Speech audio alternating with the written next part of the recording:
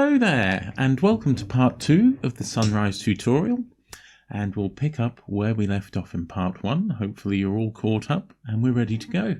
So without delay, let's get straight into it. So you should have your scene, as we see here. You should have your volume box all set up, your ocean plane, your camera should be positioned where we've left it there. And we should also have an area light. I press 0 on the numpad, that'll take us to our camera view. And you should have something that looks a little like this. So this looks remarkably un-ocean-like at the moment. So in this video we'll add our materials, our displacement, animation, and hopefully we can squeeze in our composition, and then we won't have to have a part 3.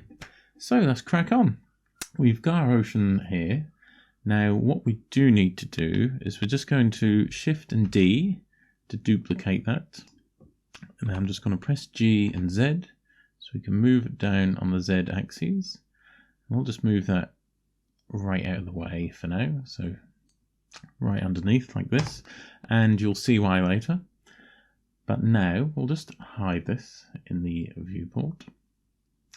Now we'll click back on our original ocean and we will add materials. So we want to come to our materials tab over here and we will click new, and we'll just call this material ocean unimaginatively. And what we'll do, and I think my webcam video is in the way, so we'll just move me out of the way like that.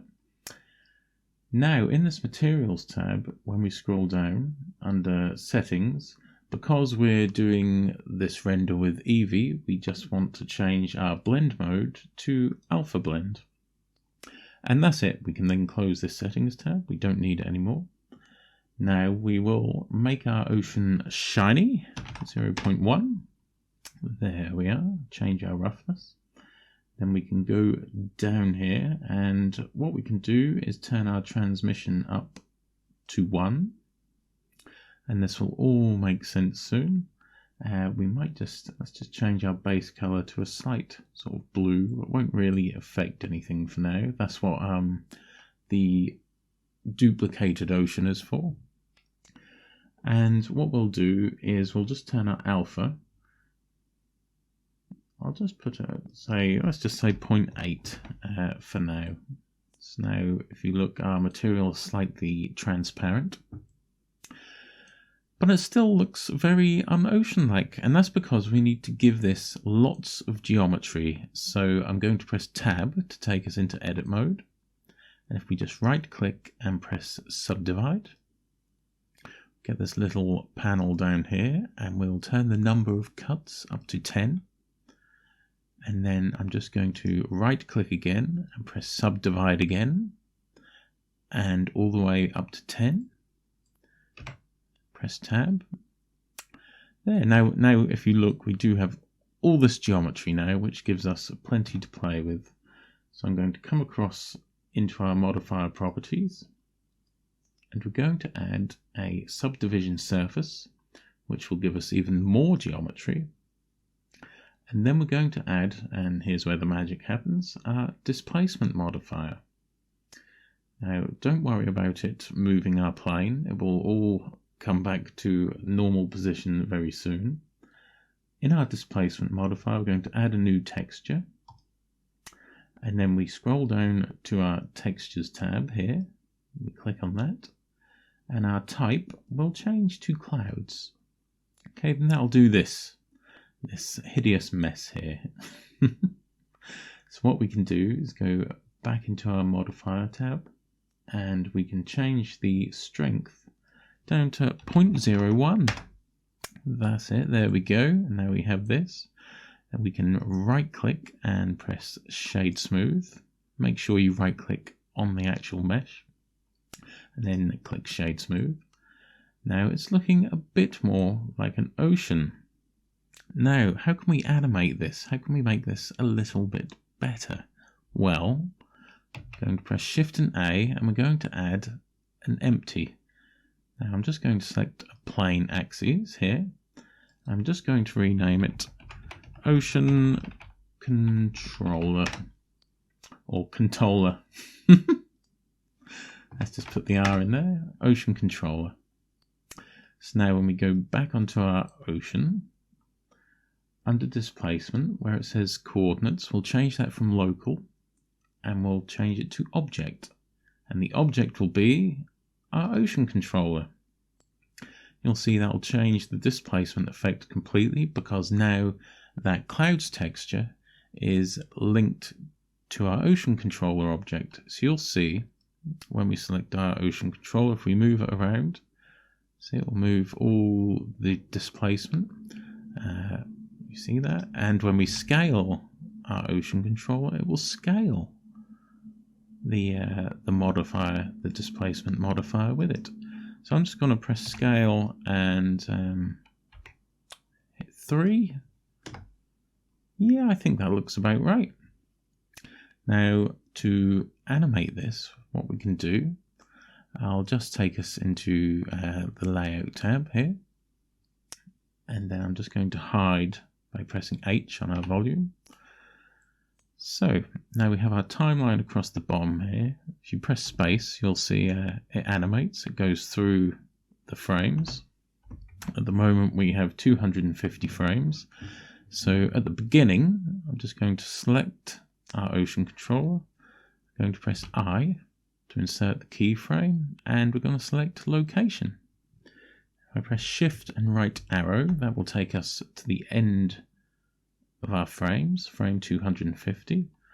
I'm just going to move up G and Z on the controller to move up by 2. And then I to insert keyframe and location. So now at the start of our timeline, shift and left to go all the way back. I press play, you'll see our ocean controller lifts, and as it does, it animates all the displacement with it. If you can see at the moment, at the start and end of the animation, it's a lot slower. Now that's because our animation is using a Bezier curve, so the animation kind of starts slow and speeds up and then slows back down again. Now what we want is a linear curve. So if we keep the ocean controller selected and go to our animation tab at the top, then down here is another timeline. I believe, yes, if we press Control and Tab while we're in this box here, you'll bring up a different an animation curve box.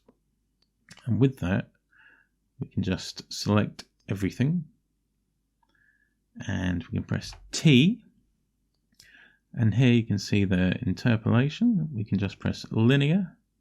That'll convert everything to linear curves. And now if we go back to our layout and we press play, see there's no delay. It doesn't start and end slowly. It's a nice consistent movement, which is exactly what you want. Because if you watch the ocean, the waves, they're consistent. They don't just magically slow down and speed up. So now we have this.